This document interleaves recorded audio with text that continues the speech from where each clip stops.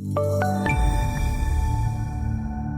afternoon, this is Bob Iaccino coming to you from the CME Group trading floor in Chicago. Talking energy, let's talk about natural gas, up 2.14% on the day today, rising up to its highest level since July 11th.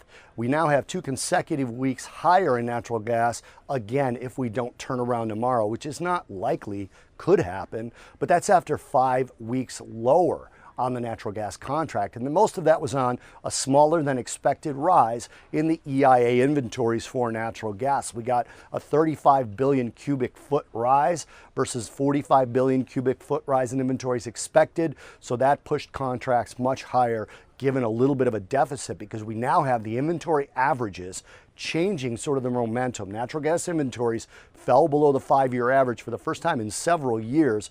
We are now 24% below the storage levels of this time last year, and we're 20% lower than the 5-year average in the natural gas inventories, and that's a pretty big shift, especially given the weather that we've got coming.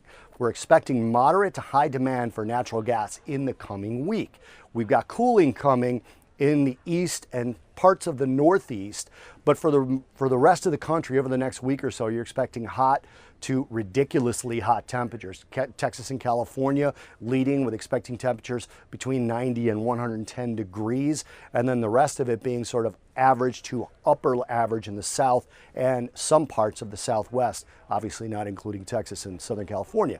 But we're looking for the demand for natural gas powered air conditioning through the natural gas powered electrical plants for that demand to kind of come in play. So that helped push natural gas prices higher as well. We were already on a little bit of a bull run this week, but that definite drop below the 5-year average on natural gas inventories, again, for the first time in several years, we've been below that, definitely pushed the price, gave natural gas bulls a little bit of optimism toward higher prices in the future. This is Bob Iaccino talking about natural gas futures from the CME Group trading floor in Chicago.